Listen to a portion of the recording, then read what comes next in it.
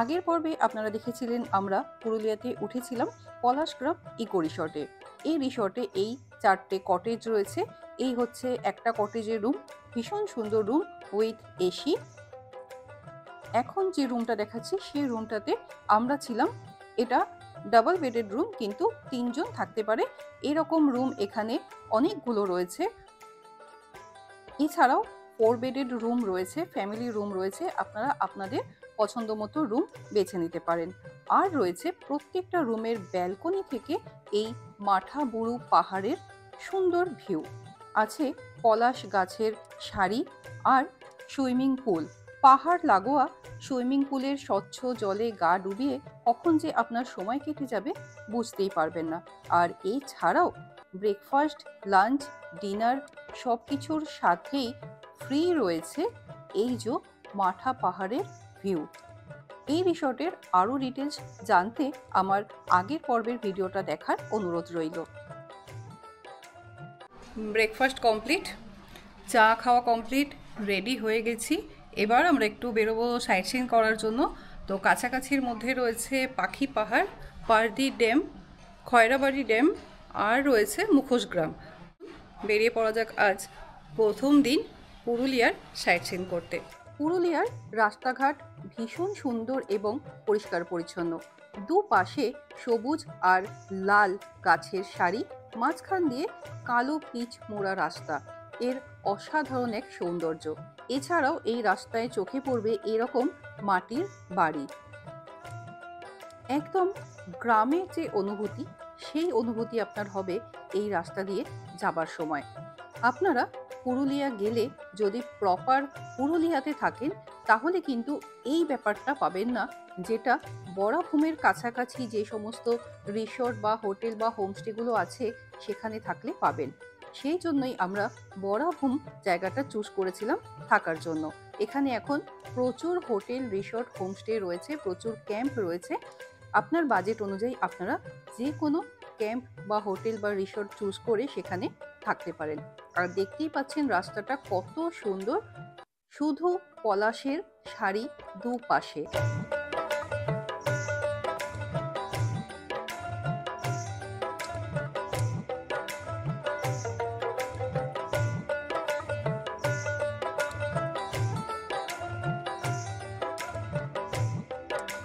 আমরা পাখি পাহাড় যাওয়ার রাস্তায় একটা জায়গায় প্রচুর পলাশের গাছ দেখে একটু দাঁড়িয়ে পড়লাম। দেখুন চারদিকটা পুরো লালে লাল হয়ে রয়েছে, এত পলাশ। আর শুধু মানে গাছে তো নয়, প্রচুর নিচেও পড়ে রয়েছে। আর রাস্তাটাও সত্যি অসাধারণ, দারুণ লাগছে এখানটা দিয়ে যেতে, যার জন্য আমরা একটু গাড়ি থেকে নেমে পড়লাম এখানে।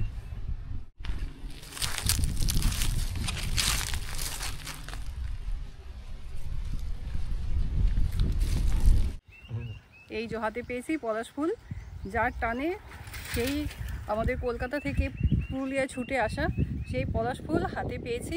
হাতে নিয়ে যে মানে কী আনন্দ হচ্ছে সেটা বলে বোঝাতে পারবো না, এত সুন্দর দেখতে। আর চারদিক তো লালে লাল হয়ে রয়েছে, সেটা এখন আমার হাতে, খুব ভালো লাগছে।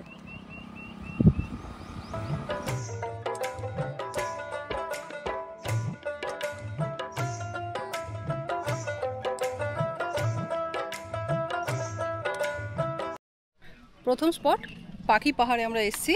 তো এখানে গাইড পাওয়া যাচ্ছে, 100 টাকা করে নিচ্ছে। এই দিদি আমাদের গাইড। যেতে আর আসতে 15 থেকে 20 মিনিট মতো সময় লাগবে বললো। তো চলুন যাওয়া যাক পাখি পাহাড়।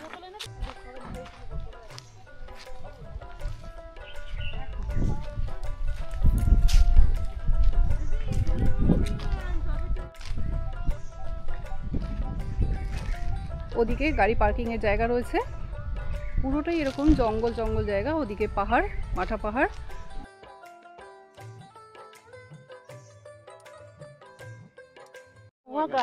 ও মহুয়া কোন এই সামনেটা? ও বড়টা, আচ্ছা আচ্ছা আচ্ছা। এখন কি ফুল হয়েছে? হ্যাঁ এখন ফুল হয়ে আসছে, ফুল ওইখানে আছে দেখিয়ে দেবো। ও আর পরে ফলটা হবে, ফলটার তেলটা ভালো। এখন রস পাওয়া যাবে মহুয়া? হ্যাঁ রস পাওয়া যাবে। কোথায় পাওয়া যায়? ওইখানে গ্রামে, মানে 5 মিনিট দাঁড়াতে হবে, কানে দেবে। ও তো তোমরা আনিয়ে দিতে পারবে? হ্যাঁ পারি। খাবে নাকি কি মহুয়ার রস? যদি 1 নম্বরটা থাকে তাহলে জল মিশাতে হবে। আর আচ্ছা, যদি জল মিশানোটা থাকে তাহলে অতটা জল। কিরকম দাম নেয়? ওর 200 টাকা লিটার। 200 টাকা লিটার? হ্যাঁ। আচ্ছা, তো এখানে পাওয়া যাবে না, ওই গ্রামের ভিতর যেতে হবে? না, গ্রামের ভিতরে না, এখানে আপনারা বসবেন একটু, আচ্ছা, এনে দেবে। তো আবার 3 মিনিট মত। অরিজিনাল কি না কি করে বুঝবো আমরা? ওটাও আছে, ঢাকনটা খুললে বুঝতে পারবেন অরিজিনাল আচ্ছা, এদিকটা পাতা ধরে নে, এদিকটা এই যে যেটা হয়ে রয়েছে না? এটা ফুল, আচ্ছা, থেকে ফলটা। এই হচ্ছে পুরুলিয়ার সেই বিখ্যাত মহুয়া ফুল। দোলের সময় যার নেশায় সবাই মেতে ওঠে। জঙ্গলের মধ্যে দিয়ে রাস্তা, জায়গাটা খুব ভালো লাগছে কিন্তু যেতে। পুরো চারদিকটা জঙ্গল, পাতা ঝরে পড়ে আছে নিচে, আর তার মধ্যে দিয়ে আমরা যাচ্ছি পাখি পাহাড়ের দিকে।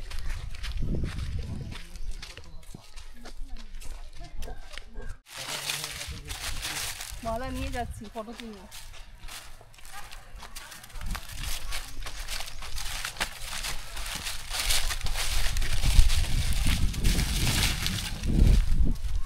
পাখি পাহাড়ে এরকম অনেকগুলো বড় বড় পাথর রয়েছে, যার মধ্যে খোদাই করে পাখির এবং নানা রকম জীবজন্তুর চিত্র আঁকা হয়েছে। চিত্ত দে নামের এক শিল্পীর শিল্পকর্ম এইগুলি। পরিষ্কার বোঝা যাচ্ছে একদম পাখির নকশা করা।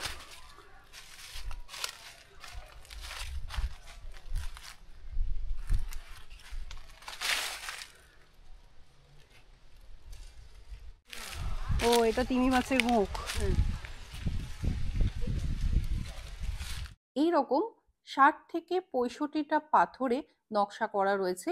নিচের দিকেও বেশ কিছু পাথর রয়েছে, আর বেশ কিছু পাথর রয়েছে পাহাড়ের ওপরে। যারা ট্রেকিং পছন্দ করেন তারা কিন্তু ওপর পর্যন্ত উঠে দেখে আসতে পারেন।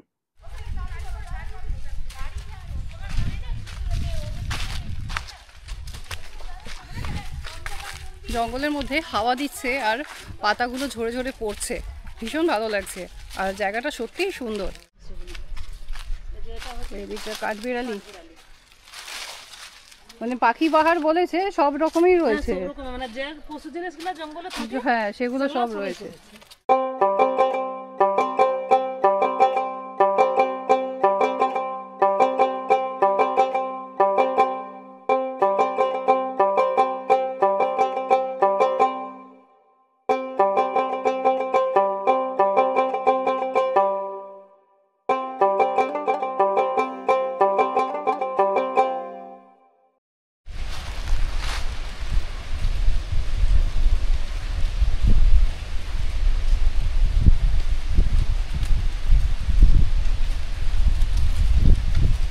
পাখি পাহাড় ঘোরা হয়ে গেল।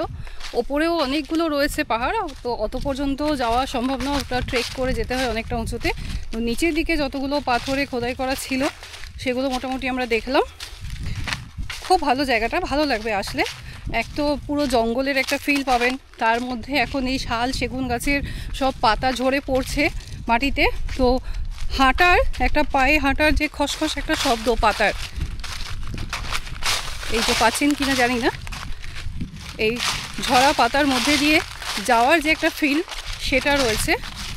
ভালো লাগবে জায়গাটার। এমন কিছু বেশি দূর না, মোটামুটি ওই 10 থেকে 15 মিনিট লাগবে হেঁটে আসতে আর যেতে, যেরকম গাইড বললেন ওই রকমই, খুব বেশি সময় লাগবে না।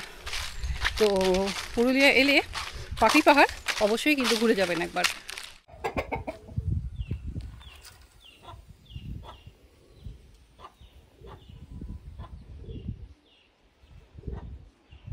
পাখি পাহাড়ের সামনেই একটা বাড়িতে দেওয়ালের মধ্যে এরকম খুব সুন্দর নকশা আঁকা ছিল, দেখে ছবি না তুলে আর থাকতে পারলাম না। আর এই হচ্ছে সেই মহুয়া ফুল, মন মাতোয়ারা করা এর গন্ধ।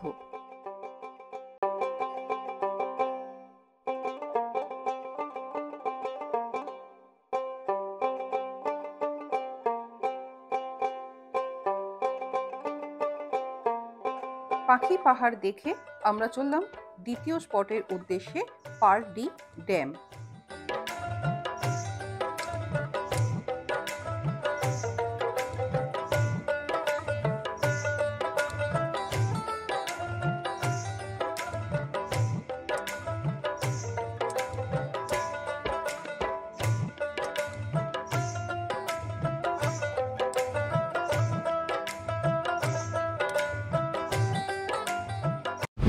এখন এসছি পারডি লেকের সামনে। এই পেছন দিকে হচ্ছে গোর্গাবুরু পাহাড় আর সামনে পারডি লেক।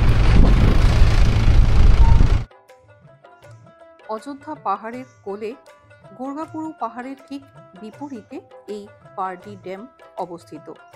চারদিকটা পাহাড় দিয়ে ঘেরা এবং তার মাঝে এই পারডি লেক এবং পারডি ড্যাম। বেশ সুন্দর জায়গা।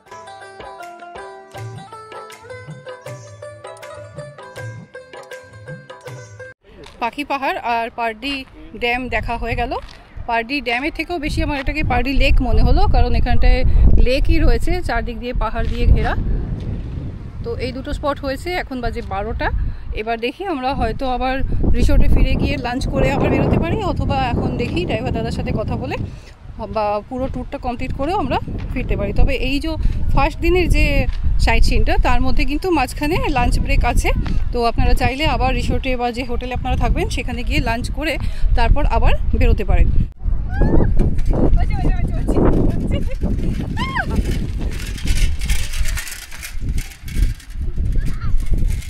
আমরা এরপর আর ব্রেক নিইনি। রিসোর্টে ফিরে না গিয়ে আমরা পুরো সাইট সিনটা কমপ্লিট করলাম। আমাদের এর পরের গন্তব্য হলো পুরুলিয়ার খুবই বিখ্যাত মুখোশ গ্রাম, যেটার নাম চরিদা মুখোশ গ্রাম।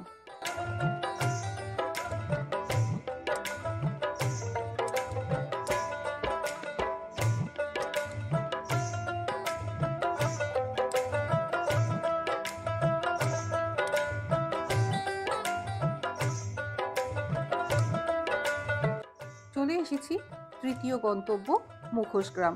গ্রামটার নাম আসলে চরিদা, কিন্তু এখন নাম হয়ে গেছে মুখোশ গ্রাম।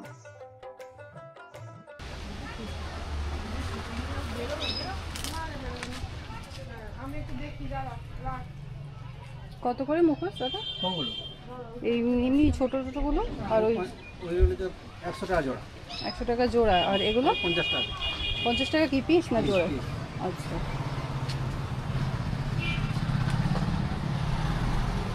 মানে নিলে আপনারা প্যাক ট্যাক করে দেবেন কেমন করে নিয়ে যাওয়ার জন্য? কাগজ দিয়ে প্যাক করে পলিথিনে দিয়ে দিই। আচ্ছা আচ্ছা। মিউজিয়ামটা কোন দিকে যাবে? এই গ্রামের প্রায় 300 জন শিল্পী বিভিন্ন কর্মশালায় কাজ করে ছৌ নৃত্যে ব্যবহৃত বিভিন্ন মুখোশ এবং পোশাক তৈরি করেন। এই গ্রামেই পুরুলিয়ার ছৌ মুখোশ প্রস্তুতকারকরা বাস করেন। গ্রামের প্রায় কয়েকশো পরিবার মুখোশ তৈরির শিল্পের সাথে জড়িত এবং প্রজন্মের পর প্রজন্ম ধরে এই কাজ করে আসছেন। রাস্তার দুই পাশে শিল্পীদের কর্মশালা দেখা যায়। কর্মশালার বাইরের দেওয়ালে সুন্দরভাবে সুসজ্জিত মুখোশ প্রদর্শিত হয়। একটু হাঁটলেই পৌঁছে যাবেন ছৌ মুখোশ মিউজিয়ামে।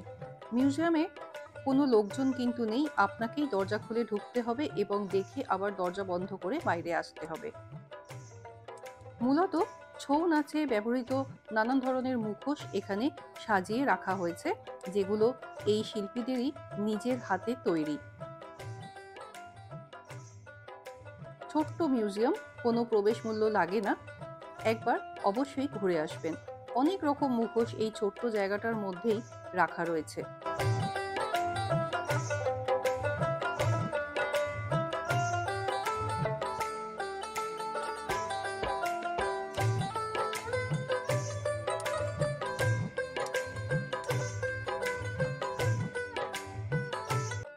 এই দিকে লেখা রয়েছে মুখোশ তৈরিতে কি কি উপাদান ব্যবহৃত হয়। এই মুখোশ গ্রামে এলে অতি অবশ্যই চেষ্টা করবেন এখান থেকে ছোটখাটো কিছু হলেও কেনার, তাহলে এই প্রত্যন্ত গ্রামের শিল্পীরা একটু হলেও উৎসাহ এবং অনুপ্রেরণা পাবেন। আর দামও কিন্তু খুব একটা বেশি না, মাত্র 30 টাকা থেকে শুরু করে নানান রকম রেঞ্জের পেয়ে যাবেন। প্রিয়জনদের উপহার দেওয়ার জন্য কিন্তু এখান থেকে আপনারা এরকম ধরনের মুখোশ কিনে আনতে পারেন। আর তাছাড়াও নিজেদের গৃহসজ্জার জন্যও তো আমরা অনেক সময় কিনে থাকি, সেগুলো এখান থেকে যদি কিনতে পারেন খুব ভালো হয়।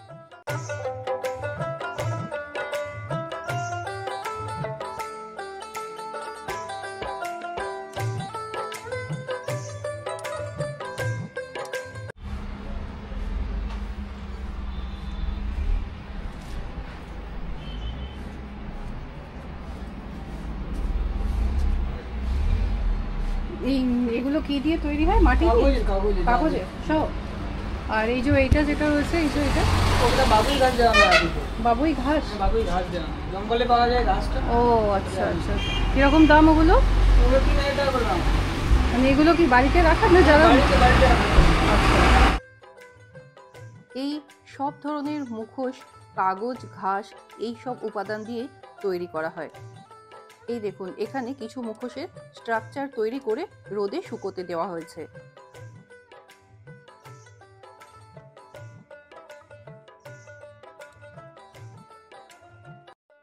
মুখোশ গ্রাম দেখে এরপর আমরা চলে এলাম আজকের লাস্ট স্পট, খয়রাবেড়া ড্যাম।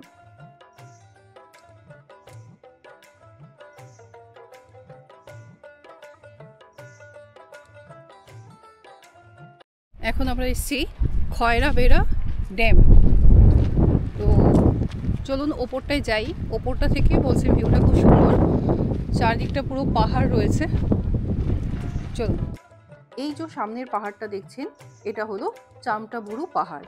এই অঞ্চলের সব থেকে বেশি ট্রেকিং কিন্তু এই পাহাড়েই হয়। আর পাহাড়ের সামনেই সুন্দর একটা শিমুল ফুলের গাছ।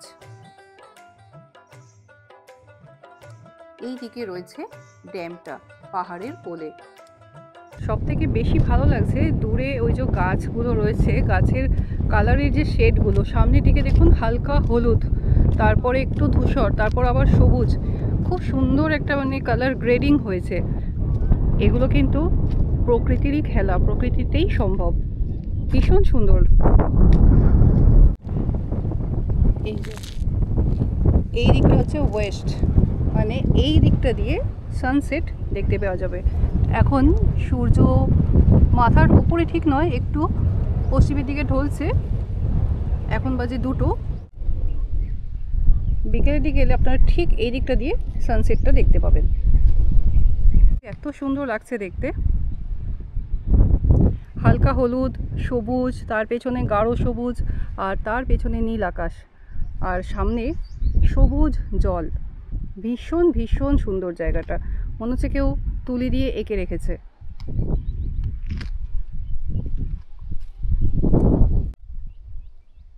জলটা দেখুন একবার, জাস্ট টলটল করছে, একদম স্বচ্ছ জল।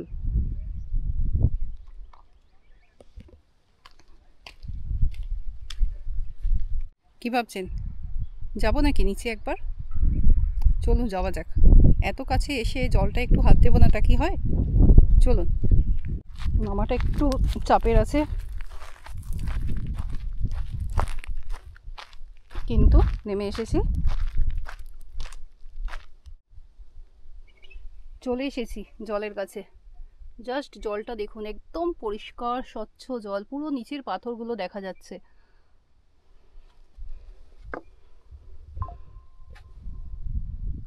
একটু হাত দিয়ে দেখি ঠান্ডা নাকি। ওরে বাবা, বেশ ঠান্ডা জল।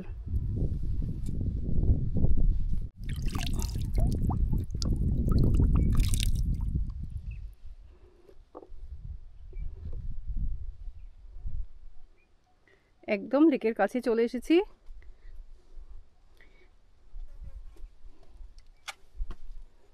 এই কয়েকটা পাথর পেরিয়ে আর ওপর দিক থেকে নিচে নামলেই কিন্তু এখানে পৌঁছে যাবেন। জলটা ভীষণ সুন্দর, মানে জলটা দেখে আর নিজেকে আটকে রাখতে পারলাম না, নেমে এলাম এখানে। এত সুন্দর জায়গাটা আর এত শান্তি চারদিকে, এখান থেকে যেতেই ইচ্ছা করছে না। আর বিশেষ করে যখন এই জলের সামনে চলে এসেছি, মনে হচ্ছে এখানেই বসে থাকি, এত শান্তি, এত নিরিবিলি। কিন্তু যেতে তো হবেই।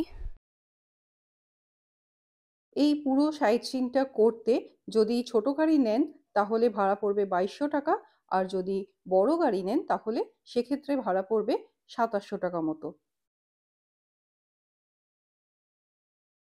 আমরা বাইরে লাঞ্চ করিনি, কারণ আমাদের একসাথেই আমরা সবকটা আজকে সাইট সিন করে নিয়েছি, 4টে পয়েন্ট ছিল যেগুলো।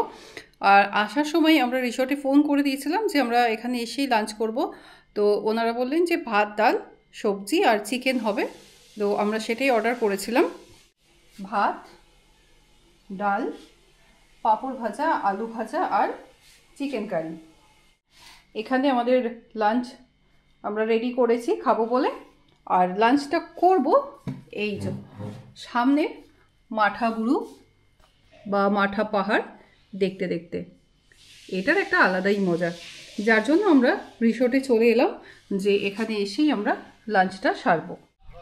সকালবেলা যে রাস্তায় আমরা গাড়িতে এসেছিলাম সেই রাস্তাতেই লাঞ্চের পর একটু হাঁটতে বেরিয়েছি। চারদিকটা খুব সুন্দর, মানে একদম নিরিবিলি নিস্তব্ধ, পাখির আওয়াজ শোনা যাচ্ছে। তো এরকম পরিবেশে ঘরে বসে থাকতে তো ইচ্ছে করে না, সেই জন্য একটু বেরিয়ে এলাম। আর গাড়ি করে যাওয়া আসার সময় দেখেছিলাম বেশ সুন্দর জঙ্গলের মধ্যে দিয়ে রাস্তা, সেই জন্য একটু বেরিয়ে এলাম। আগেই জিজ্ঞাসা করে নিয়েছিলাম যে হেঁটে গেলে কোনো প্রবলেম আছে কি না, তো ওনারা বললেন না না, কোনো রকম কোনো প্রবলেম নেই। সেজন্য একটু হাঁটতে বেরোলাম, খাবারটা হজম তো করতে হবে।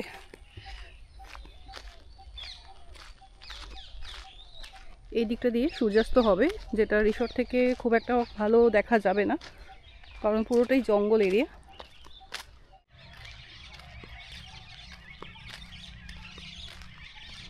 ওই দিকে নিচের দিকে একটা পলাশ গাছ দেখা যাচ্ছে। আর সকালবেলা একটা গাছ দেখেছিলাম, গাছটা ভেঙে পড়েছে, সেটাও এদিকেই ছিল। চলুন যাই একটু ঘুরে আসি। কুড়ি এসেছে, কিছুদিন পরেই একদম হাতের নাগালে পলাশ ফুটবে। আর ওপরে এখানে তো ফুটেছে, এই যে দেখুন গাছটা এরকমভাবে হেলে পড়েছে একদম। আর সেই গাছেও প্রচুর প্রচুর পলাশ ফুটেছে, এই যে দেখছেন প্রত্যেকটা ডাল ফুলে ভরে উঠেছে।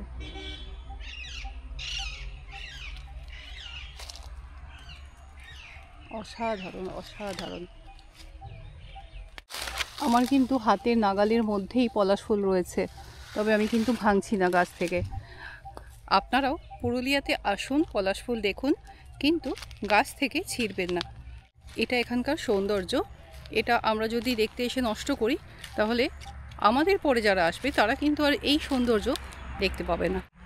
সুতরাং এটা একজন সচেতন নাগরিক হিসেবে আমাদের সবার কর্তব্য। পুরুলিয়া আমরা যদিও আসি, যখনই আসি পলাশ ফুল দেখব, মনকে খুশি করব, কিন্তু পলাশ ফুল গাছ থেকে ছিঁড়ব না।